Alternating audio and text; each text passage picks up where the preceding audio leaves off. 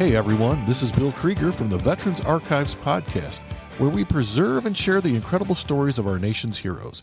Catch us every Thursday at 5 p.m. Eastern on Wreaths Across America Radio, or stream anytime on Buzzsprout, Spotify, Apple Podcasts. Really, anywhere you choose to get your podcast, you should be able to find us. Be sure to like, share, and subscribe to our YouTube channel, and follow us on social media to help us reach more veterans and supporters. We are a nonprofit, and this service is completely free for veterans. Every story matters, and every voice deserves to be heard. Spread the word, honor our heroes, and join us on this mission. Follow, share, and tune in, because their story should never be forgotten. Learn more at veteransarchives.org. We'll see you there. Today is Wednesday, February 26th, 2025. We're talking with Ted Kinnee, who served in the United States Army. So, Ted, welcome this afternoon. It's great to see you. Good to be here. All right. So I'm going to start out with a super easy question. When and where were you born? July 29th, 1951. And that makes me 73 and a half years now. Uh-huh. And were you born here in Michigan? Yeah, in Lansing. All right. At Sparrow Hospital by chance? No, at St. Lawrence Hospital. Okay. Which no longer exists. Right. It's all part of Sparrow now. Yeah. My dad actually used to work at St. Lawrence Hospital. Oh, no kidding. Yeah, he was a former Marine, but he worked for them. All right. So, did you spend your childhood in Lansing then? Yeah, pretty much. All right. We moved around until I was about 5, and we settled in Lansing, and it was a good place to live. We lived on the outskirts of town, and enjoyed many of the countryside, the big woods, the little woods, and all this stuff. We had names for the Sand Hill. So, were you like in the Holt area, or were you in the west side of Lansing? Okay, so like where Delta Township is now. Yeah. Okay. I grew up there in the 70s. No kidding. Yeah, so I remember riding my bike in places that are all buildings now. Yeah. Yeah, so you probably have some of those same kind of memories. Yeah. We used to ride our bikes out to Grand Ledge, to the ledges there. And that was kind of a lot of fun. We took chances we shouldn't have taken, though. Well, you could do that when you're a kid, though, right? Right, yeah. So it sounds like you had a pretty good childhood. So growing up was pretty nice? Yeah, pretty nice. Okay. Did you have brothers and sisters? 3 sisters, younger. Younger than me. I'm the eldest.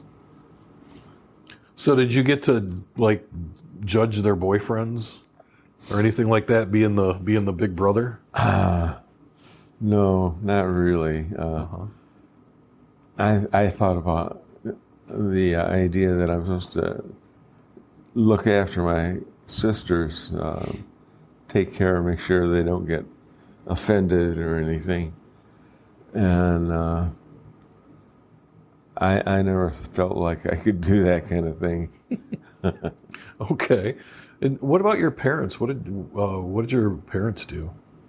My mom was a secretary with the Michigan Better Hearing and Speech Association, and my father was an engineer, worked in Lansing with the state of Michigan Department of Natural Resources now for 30 years. Oh.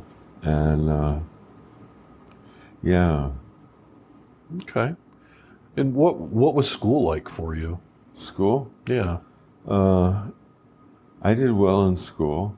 Got like B averages, probably mostly. And junior high was really hard for me to adjust. And then high school, I I don't know. Social things were so important then. Right. It was a big deal in high school, right? Yeah.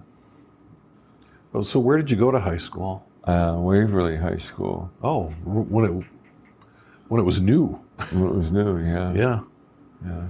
Did you go there then? So I went to Winans Elementary, and then I went to the middle school there on Michigan Avenue, and then that was when it was like 6th and 7th grade was like the middle school or something. 6th, 7th, and 8th. Yeah. Well, I transferred back to Lansing schools, so I actually went to Foster Street Elementary for a year. Foster Street. Yep. I went to South Street for kindergarten. Okay. South Street School. None of them are there anymore. No, I Not guess at all. not. But no, my sister graduated from Waverly High School, actually. So, Okay. Yeah. Okay. Yeah. It was a great schools at the time. Yeah. Kind of cliquish, though. Yeah. Yeah, I definitely. didn't like that. Yeah, I kind of get the feeling that high school wasn't your favorite place to be. No. Did you have some subjects that you liked in high school? English. I liked English. I took Spanish for a couple of years. I'm taking Spanish on Duolingo now. How's that working out? Oh, it's working out pretty good. Oh, good. Yeah. So I'm assuming you graduated from high school then? Yeah, graduated. And then what'd you do from there? I went to Lansing Community College for a term, and then in like January of 1970, a bunch of us guys joined the Army together and trained together. Mm-hmm. And then when we got sent to our units, we were separated. Right. But yeah. So I'm just curious, what prompted you to join the Army at this time? It was a good step for some of us, you know. A couple of our buddies had dropped out of school, and it was a good move for them. Okay. And I was just going in as one of their friends. So you, where did you go to the basic training? Fort Knox, Kentucky. Delta 12-5. That was our unit. Yep. It's kind of funny how we remember certain things, isn't it? Yeah. What was it like for you arriving at boot camp? How did that feel? It was shocking. I wasn't used to being treated like that. Yeah, it can be kind of rough at first. How did you do kind of once you settled in? I got PFC out of basic training, and then after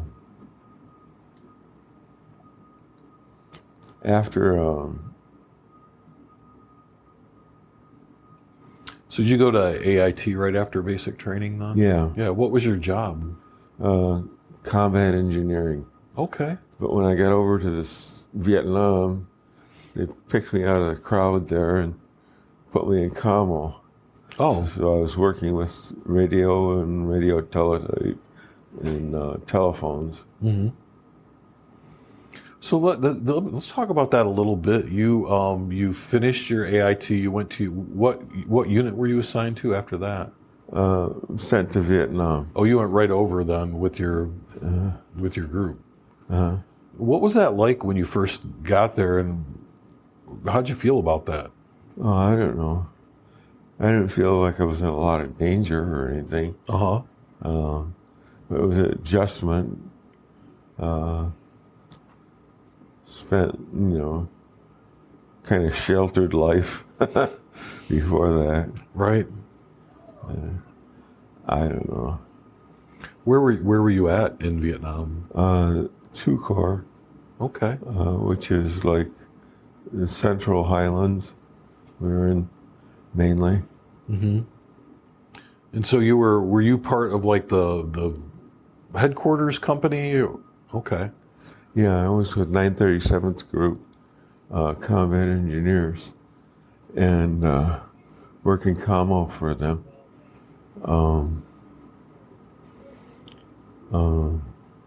And I got put in Task Force Sierra, was probably tough fucking shit.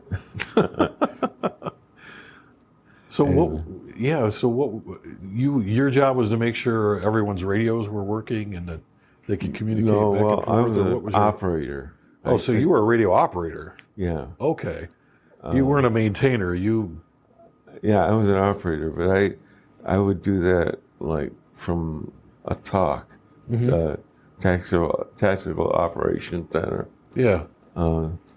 And people would communicate with us by radio or telephone. Mm-hmm. I started out with the telephones. Okay. And switchboard operation. Okay. Was that with the field telephones? Is that what they were using? They were using telephones in their offices there and everything. Just regular telephone setup. Yeah. Then. It was an old-fashioned kind of, you pull the cord and put it where the eye, above where the eye was. Mm-hmm. And that would connect you to the person on the line. Oh, yeah, just like the old days when you'd call the operator and say, connect me with so-and-so, and they would connect everything up. Yeah. Okay. How long were you there? I was there for about 6 months, and then out in inland from the train on QL 21. Mm-hmm. We were just at Kanzum and Bamitui. Let's take a quick break. Hey, listeners, we need your help to keep the Veterans Archives podcast going.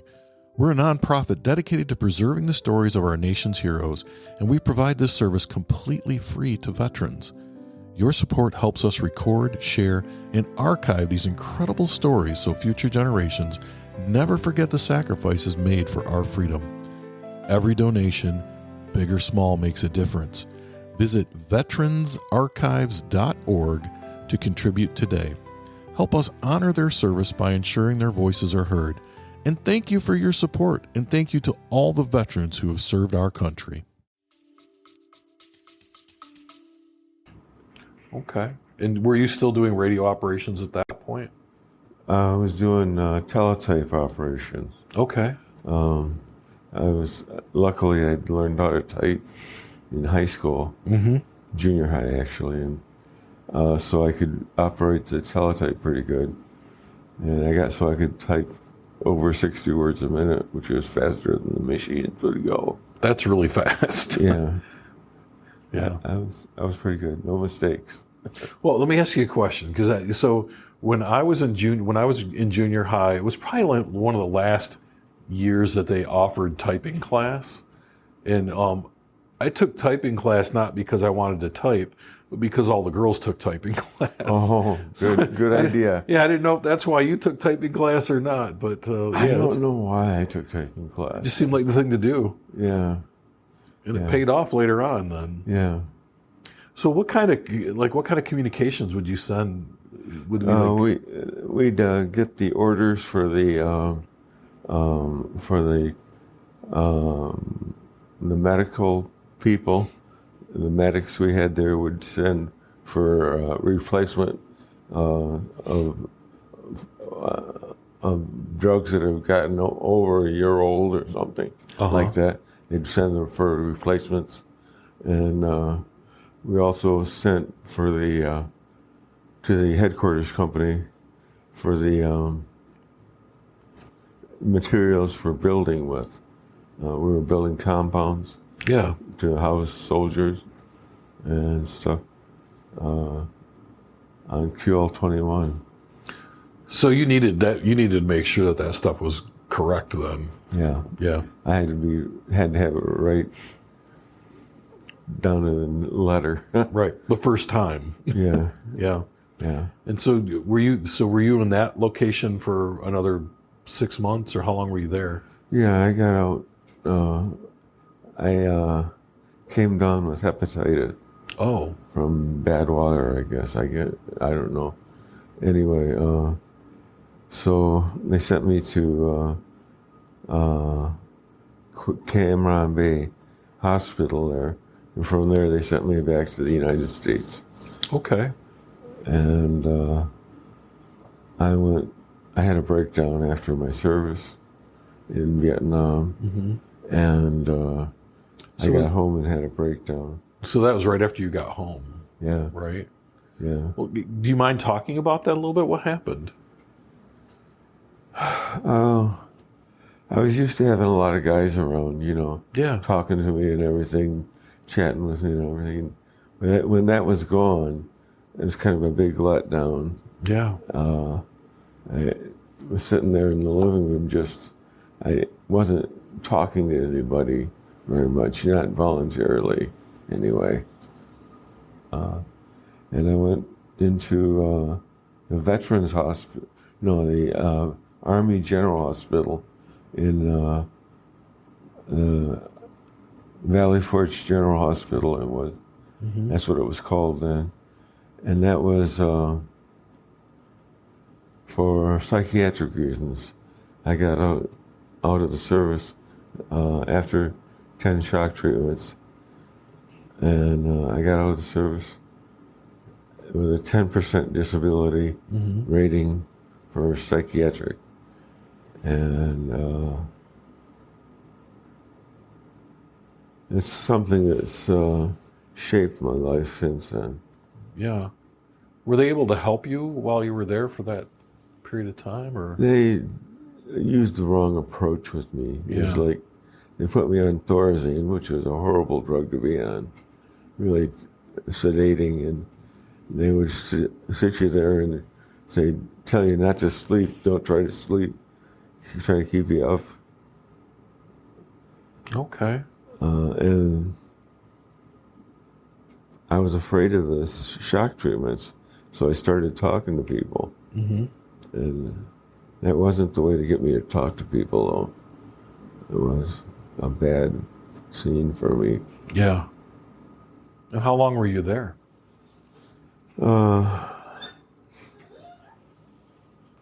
or 4 months, and then I went back home to Lansing, and discharged from there. And after that, I worked at a gas station and worked for Manpower Incorporated, doing temporary help jobs. I don't know, I held different jobs. Nothing really I stuck with. Do you think your military time and your time at the psychiatric hospital impacted you then? I think so. Your ability to work? Yeah, I think so.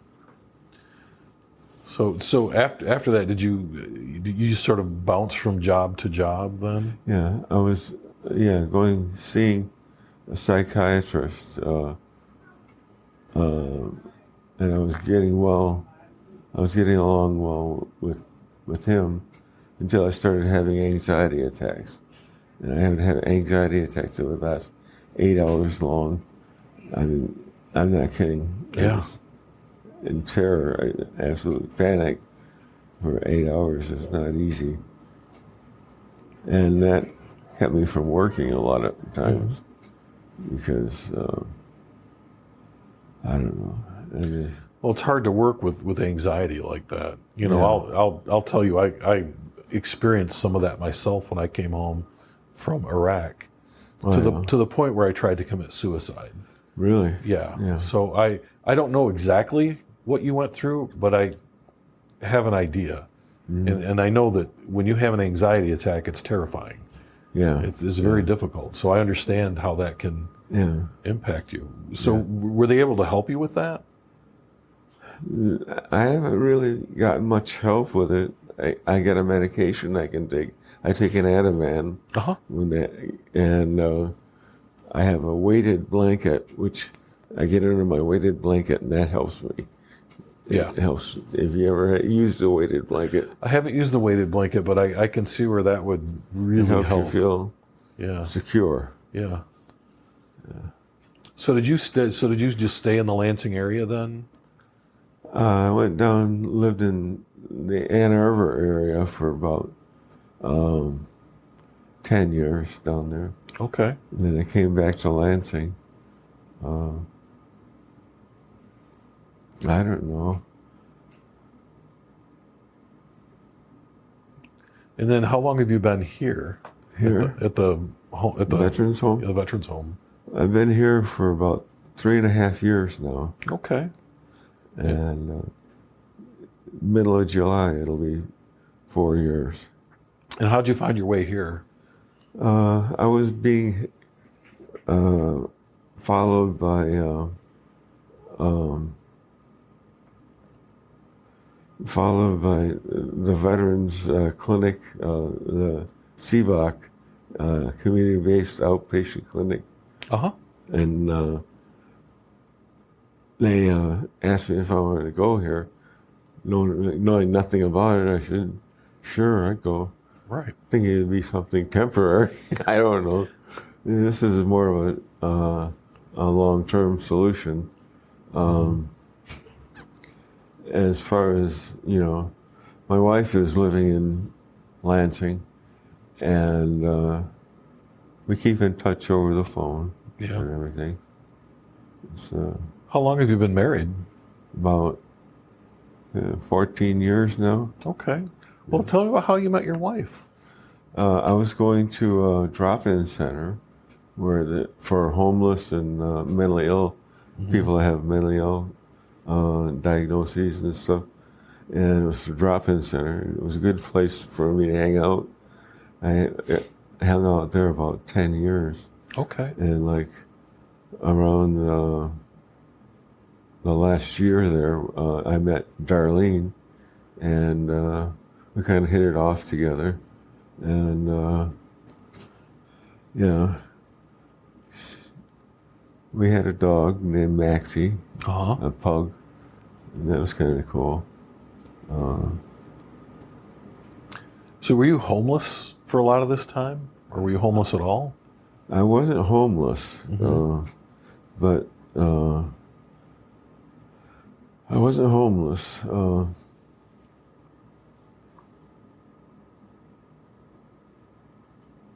But you just found good help at the drop-in center? Was that like that? Just like a... Yeah. Okay. Kind of follow through.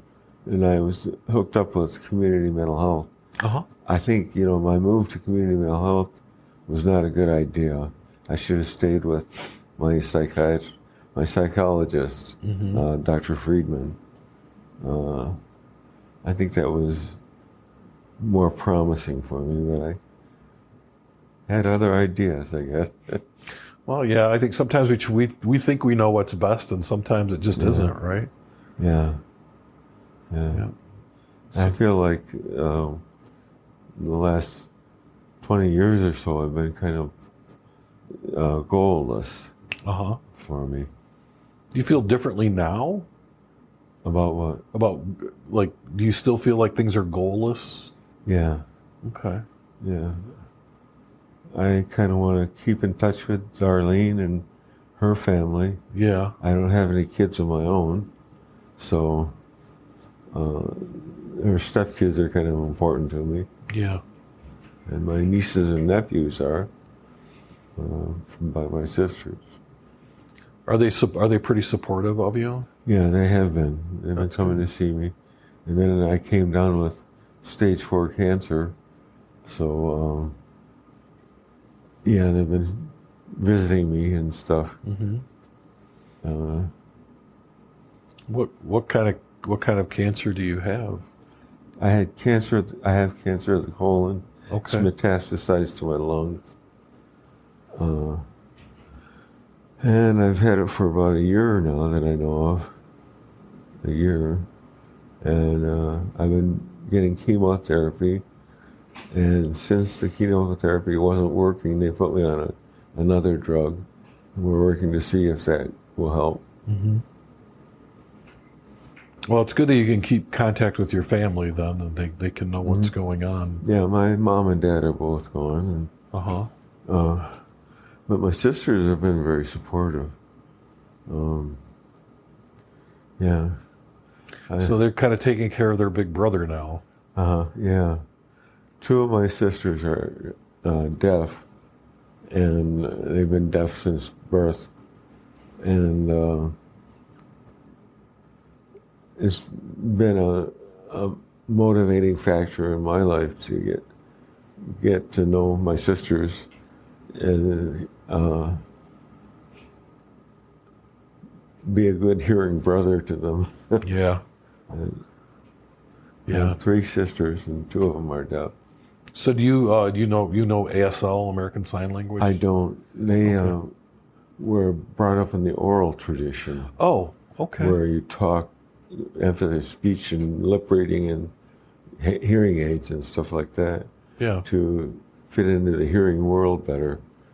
But my sister confided in me that in the hearing world she's a stranger, and in the deaf world she's she belongs as part of the deaf community. Mm-hmm. And she lives near Michigan School for the Deaf in Flint. Yeah. A residential school. And she works there too. Oh. Yeah. And then she's got a master's in social work, and my other sister retired from being a nurse for 30 years, and my other sister is working again. She hadn't been working for a while, and she started working again. So yeah, they and their families. My hearing sister, Susan, and I, neither of us had kids. So like, the deaf kids did have kids. And so we're kind of involved with their family and everything. So my wife never had children of her own. I have 3 children, but we're very close to my nieces. My wife kind of, really kept in touch with them, and they're very, very close because they're as close to children as she would have. So I get it. Nieces and nephews, kept in touch with us, and they've been visiting since I came down with this diagnosis. Is that related to your time in Vietnam, do they think? I don't know. I saw a chart of Vietnam areas where they had, what do they call that? Oh, the Agent Orange. Agent Orange. Yeah. There was Agent Orange used in the area where I was living, but I don't know if I was ever exposed to it. Yeah. I don't know whether the cancer is related to that or not. Okay, I was just curious. When you were, I want to kind of ask a little bit more about Vietnam. So when you were in Vietnam, were you ever involved in combat there, like directly? No, I never was. So you were always. We went along the coast highway with a mounted M60, or manned M60 on the back of a 3/4 ton pickup, or 3/4 ton truck, right? Whatever they call them. Was it not a deuce and a half? No, that's I know. I know what you're talking about. I just don't know what the name of it is. Yeah, that's where I'm at. Yeah. Anyway, we didn't get shot at, and I pulled guard duty a couple times. Yeah. But never had to shoot anybody. So that was still an unanswered question in my own mind, thankfully. Right. But it sounds like you made some good friends there. Yeah. Do you stay in touch with any of your I'd like friends? to I've been trying to get in touch with the guys I went in the service with. Uh-huh. I miss hanging out with them and saying, I don't know, they've gone on with their lives and everything. But being here in the veterans home, you're much more conscious of being a veteran. Yeah. And so those years have become important to me. Mm-hmm. And like, I miss seeing the Mike and Kim and Jeff and Lee and those guys from Grand Ledge. So Mike, Jeff, Kim, and Lee, who you grew up with in Grand Ledge and went to basic training with? Mike and Kim went in service with us. Okay. Lee and Jeff stayed in the States. Okay. Didn't join the Army, in other words. Right. Yeah. But yeah, I'd like to see Kim and Mike, because they were kind of important to me as friends. Mm-hmm. Well, maybe someone will hear this and then I'll be able to reach out to you. And, when we get done, I think there's some places where you can look for people too. So okay, we'll try to figure that out. But sounds good. All right. Well, is there anything that we haven't covered that you wanted to talk about? Living here has been an adjustment. At first, I was put on a memory care unit because they thought I had memory problems or something. I don't know. Anyway, it was a locked unit. Uh-huh. I really hated that, being on a locked unit. And it was and once they got me into the unlocked unit, the Pure Marquette Beach unit. Yeah. I was able to go out and walk back and forth and walk around the property and stuff as long as I wanted to. And, I don't know. Since then, I've adjusted to living here a lot better. Uh-huh. And I feel better about being here. Oh, well, good. It's been a good place for me. Good. Good. I'm glad they were able to help. So as we wind up our conversation today, I do want to ask one more question. Yeah. And that is, if someone listens to this years from now, what message would you have for someone? What would you like them to kind of take away from our conversation today? Don't give up on yourself. It's important that you do the things in life that you want to do. How you come across to people, care about people, let people care about you. Okay. That's about it. All right. Well, thanks for taking the time out to sit and talk with me today. And, it's been very interesting learning about you. Hopefully, you can find your friends and reconnect. I think that would be great. It'd be ideal. Yeah. That's a wrap for this episode of the Veterans Archives podcast. We truly appreciate you taking the time to listen and honor the incredible stories of our nation's heroes. Don't forget, you can catch us every Thursday at 5 p.m. Eastern on Wreaths Across America Radio, or stream past episodes anytime on Buzzsprout, Spotify, Apple Podcasts, and as I've said before, any place you can find a podcast, you can find the Veterans Archives podcast. If you enjoyed this episode, please take a moment to like, subscribe, and share our content on YouTube and Facebook and TikTok and Instagram and across all social media. Every share helps us reach more people and preserve more stories. The Veterans Archives podcast is a nonprofit initiative, and our mission is simple: to give veterans a voice and ensure their stories are never forgotten. This service is completely free for veterans because their sacrifices deserve to be recognized and remembered. You want to help? Follow us, spread the word, and if you know a veteran with a story to tell, send them our way. Visit us at veteransarchives.org to learn more about how you can get involved. Thanks again for tuning in, and most importantly, thank you to all the veterans and their families for their service and sacrifice. Until next time, take care, and we will see you on the next episode of the Veterans Archives podcast.